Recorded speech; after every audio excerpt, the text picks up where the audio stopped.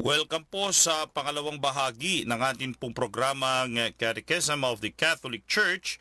Ako pa rin si Father Raymond at kayo pa rin ay nakatutok sa ating himpilan, ang Radio Maria, bringing Christ into your home.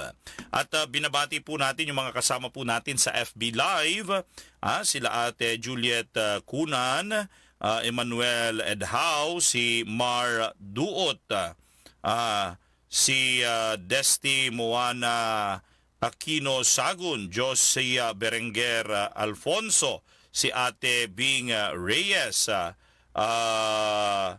at si sino pa ba yung mga nandyan, no, na mga kasama po natin ngayon. At any rate, thank you for joining us on FB, and please do share our video.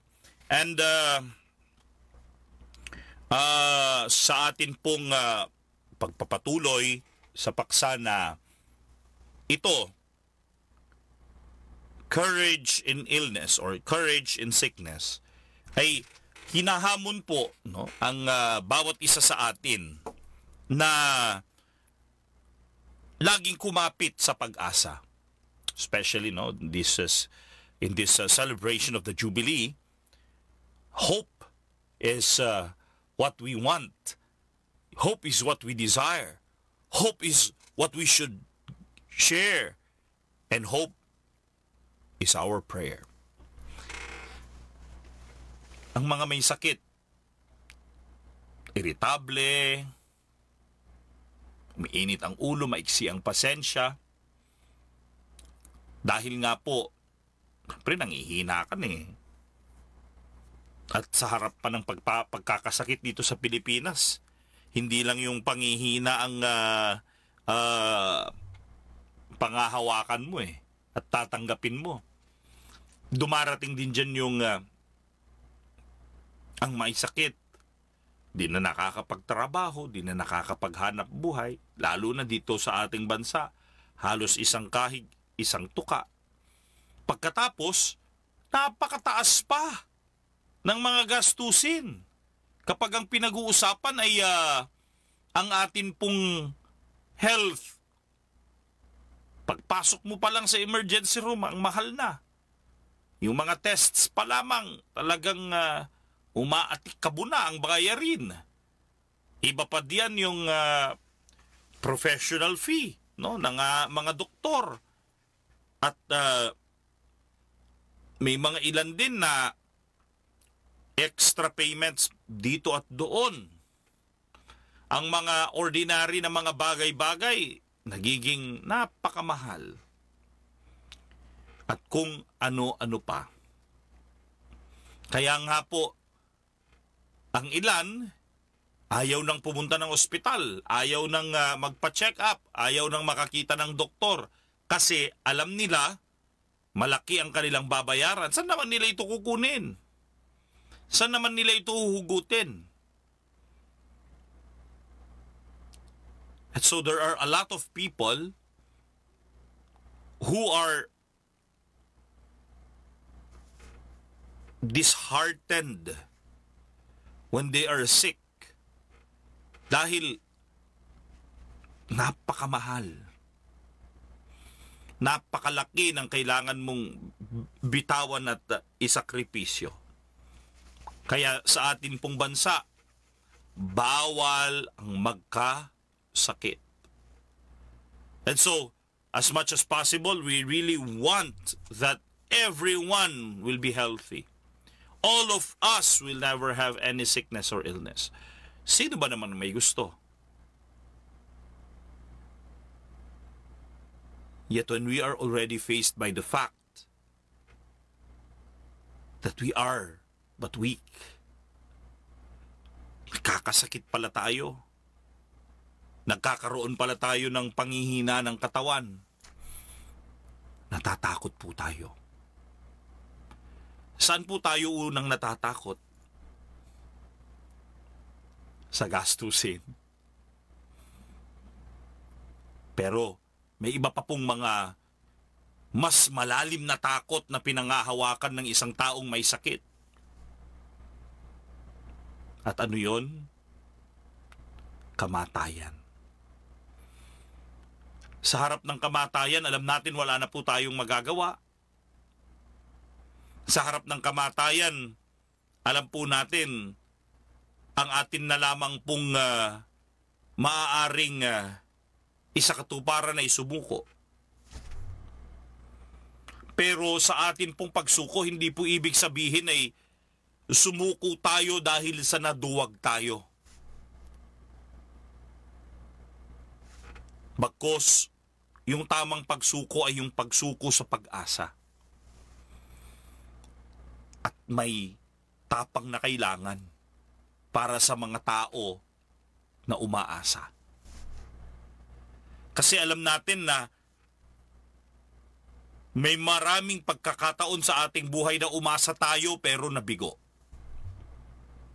Umasa tayo pero hindi tayo napagbigyan. Umasa tayo pero nawalan tayo ng gana dahil hindi natin ito natanggap. Kaya nga po yung tao na marunong umasa, tapang ng loob ang meron sa kanya. Dahil alam niya, wala namang mawawala sa akin kapag ako'y aasa.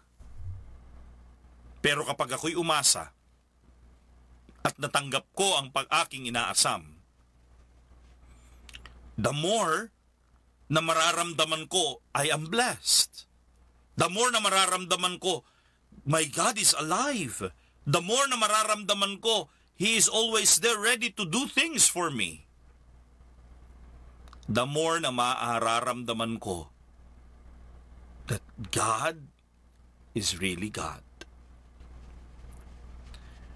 Ang mga tao na may tapang para umasa ay mga tao na may tapang para ilatag ang sarili at ialay ito sa mga kamay ng Diyos na may magagawa kahit sa likod ng kamatayan.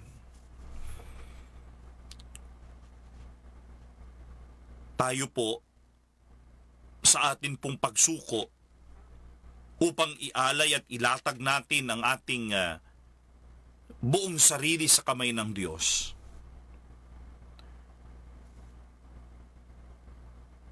Nagiging posible lang ito dahil sa tapang ng loob. Kasi kapag tayo po'y nag-surrender, inialay natin, ibinigay na natin ang ating buong sarili sa kamay ng ating pong puong may kapal, you know, it will mean total surrender. And when we surrender ourselves, we must truly understand that we will surrender everything to the Lord. Ito ang sense ng tinatawag po nating dying to oneself. May I just repeat that? This is the meaning of dying to oneself. Hindi ko po alam kung sino yung mga palaging nagsisimba sa inyo at naririnig nyo yung kantang Take and Receive. O kaya yung Kunin Mo, O Diyos. Let me just lead you to recall this song. Sabi po ng kantang ito, Kunin mo, O Diyos, at tanggapin mo ang aking kalayaan, ang aking kalooban, ang isip at gunita ko, lahat ng hawak ko, lahat ng loob ko, lahat ay aking alay sa iyo. Ano po yung iaalay natin? Lahat. Buhay, isip, gunita, kalooban, kalayaan, lahat. And when we surrender everything to the Lord, in that sense, kunin mo, O Diyos, at tanggapin mo. We say, I am already dying to myself. Please, Lord, live in me. Live through me. Sabi ni San Pablo Apostol sa Biblia, it is not I who lives, but it is the Lord.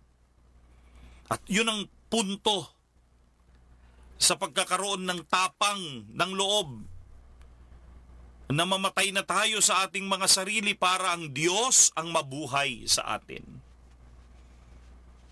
And so, when God is alive, He will do everything for us. He will heal us. He will uplift us. He will restore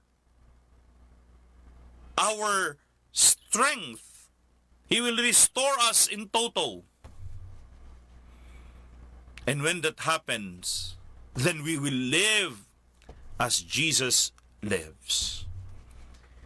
Do you remember this story in the Bible when Jesus arrived in the village of Capernaum, and then he went directly to the house of Peter? And when he went directly to the house of Peter, he found out that the mother-in-law of Peter, because Peter had a wife, was sick. She was in high fever. Anong ginawa ni Jesus? Pinuntahan niya ito, hinawakan niya, at gumaling yung biyanan ni Pedro. But what is striking is this. Nang siya'y tumayo mula sa banig ng kanyang karamdaman, siya ay naglingkod. Pinaglingkuran niya si Jesus at pinaglingkuran niya ang mga kasama ni Jesus. Pinaglingkuran niya ang simbahan. And this should also be very clear to those who are courageous enough to surrender everything to the Lord, so that with much hope the Lord will be able to do a miracle for them and heal them of their sickness. But once they are already recovered, they will stand up and they will serve. Can you just remember that, please? They will stand up and they will serve. Ang mga may sakit na gumagaling, dahil sila'y pinagaling ng ating Panginoon, ay tumatayo upang maglingkod. Maglingkod sa Diyos. Maglingkod sa sambayanan ng Diyos. Ang simbahan.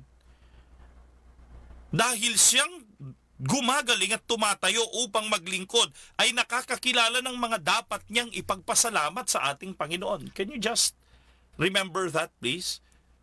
Sa kanyang paggaling, nagpapasalamat siya at siya'y tatayo para maglingkod. At yung kanyang paglilingkod ay pasasalamat niya sa Panginoon. How many times na tayo po ay gumaling na sa ating mga sakit?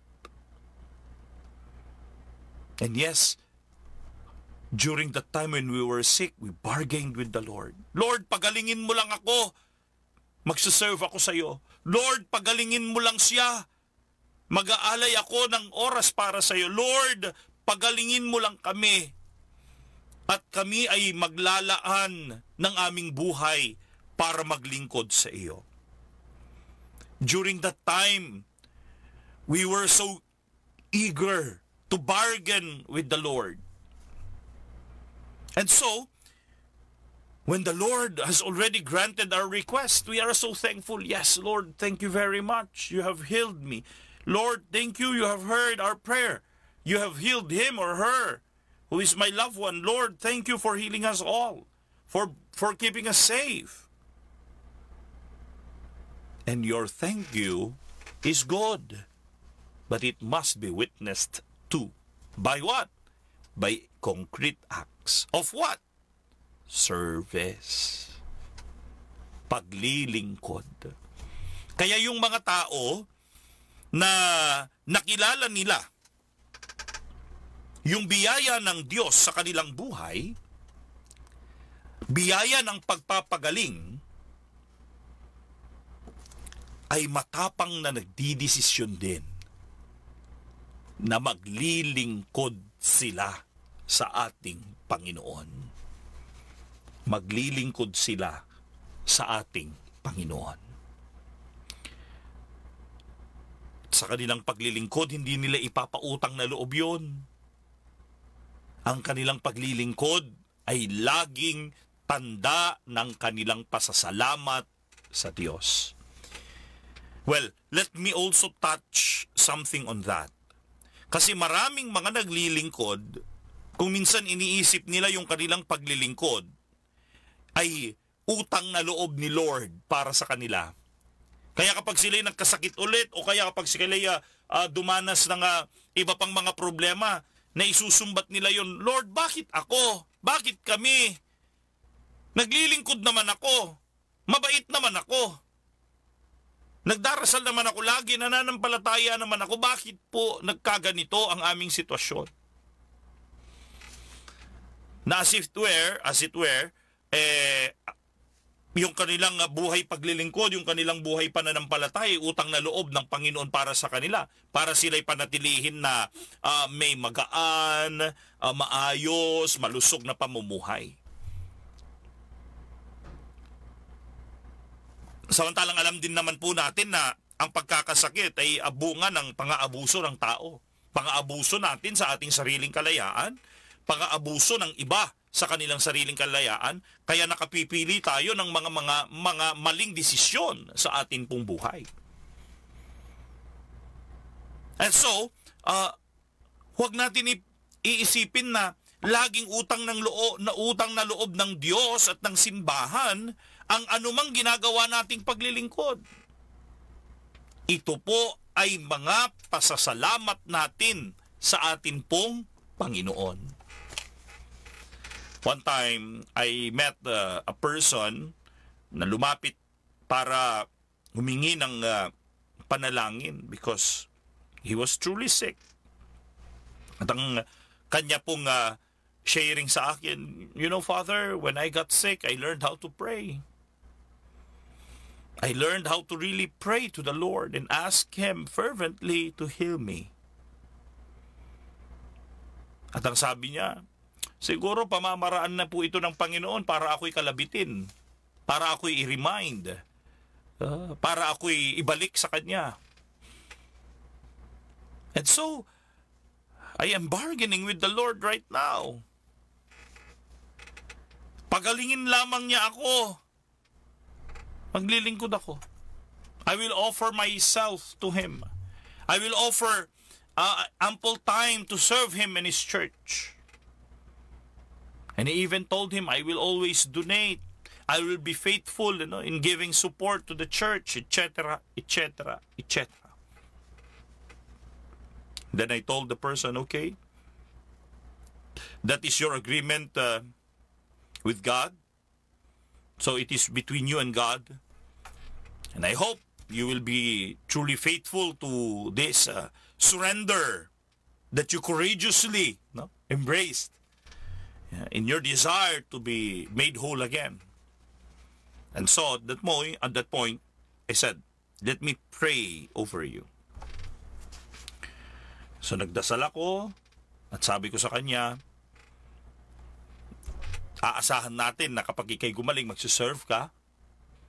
Aasahan natin na kapag ikaw gumaling ay lagi ka nang magsisimba at mag-aalay ka na ng sapat na oras lagi sa ating Panginoon at sa kanyang simbahan. You know what? Behold, gumaling po siya. Gumaling. Unfortunately, nung siya gumaling, BSDU. Balik sa dating ugali. Di na naman po siya nagsisimba, di na naman po siya nagdarasal, di man po siya talaga naglingkod sa Diyos at sa simbahan sa pamamaraan na kanyang naiisip noon. Di mo na naman siya nakikita na pumapasok sa simbahan dahil ibang Kristo na naman ang kanyang pinupuntahan. Meron na naman siyang hawak na manok at nagpatuloy sa kanyang dating buhay. Minsan nga, nakasalubong ko po siya. Sabi ko sa kanya, kumusta ka na? Father, sabi niya, thank you gumaling na ako. Sabi ko, magpasalamat tayo sa Panginoon. Siyang nagpagaling sa iyo. Sabi niya, oo nga po eh. Kaya lang, nahiya ako kay Lord. Kasi mula nung ako'y gumaling, di pa ako nakatupad dun sa mga pinangako ko sa kanya. Uy, alam niya, sabi ko. Pero, sana tuloy-tuloy na yung pagpagaling ko, sabi niya.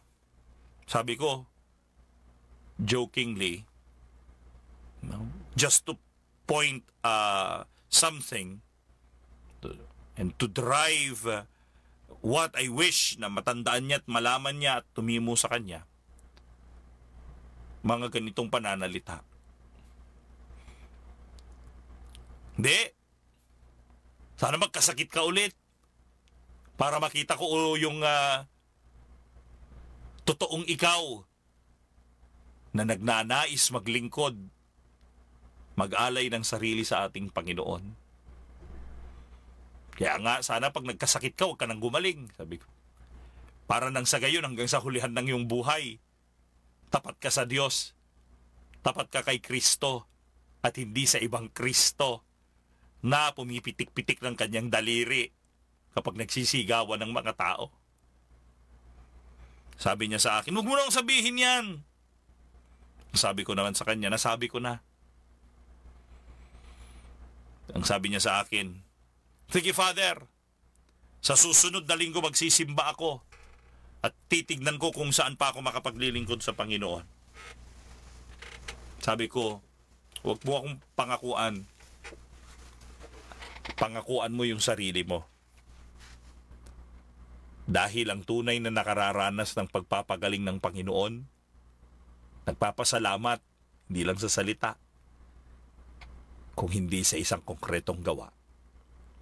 Tumatayo siya at naglilingkod. Dahil may tapang siya, naiwanan niya ang kanyang lumang buhay. May tapang siya, nayakapin ang isang buong pagsuko ng kanyang sarili sa ating Panginoon. Tapang sa gitna ng pagkakasakit. Courage in sickness. This is all what we need to be hopeful in our situation. Never to be overcome by misery, discouragement, and disappointment. Courage is all that we need to face challenges squarely, to tell ourselves and the world that sickness will never conquer us.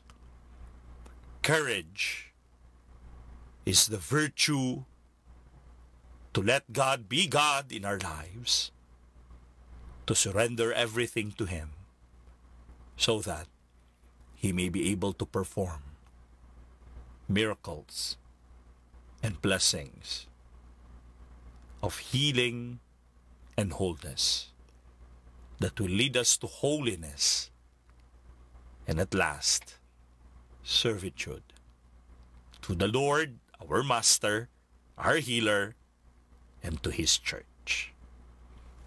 Amen. May Pope Francis be healed. May all of you who are sick be given recovery and renewed strength. Ako po si Father Raymond, pansamantala na magpapaalam sa inyo sa ating programang Catechism of the Catholic Church. Nagpapasalamat sa lahat ng ating pong mga nakasama sa ating pong programa ngayon at siyempre po, patuloy na umaanyaya sa inyo. Tulungan natin ang Radyo Maria mag-donate para sa atin pong operasyon. Hinihintay po kayo ng ating mahal na ina na makasama sa kanyang misyon. Pagpalain po nawa kayong lahat ng ating pong makapangyarihang Diyos, Ama, Anak, at Espiritu Santo. Amen.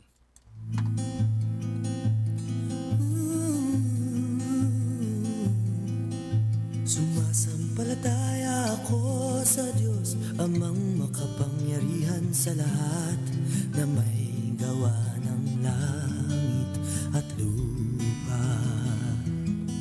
Sumasampalataya ako kay Jesucristo, isang anak ng Diyos, Panginoon nating lahat. Nagkatawang tao siya, lalang ng Espiritu Santo, ipinanganak ni Santa Mariang Birhen. Pinagpakasakit ni Poncio Pilato, ipinako sa krus na matay nilibing. Nanaog sa kinaroroonan ng mga yumao, nang may ikatlong araw na buhay na.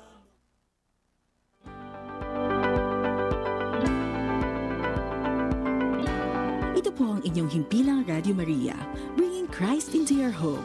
Ang Radio Maria ay sumasahing papawid sa 99.7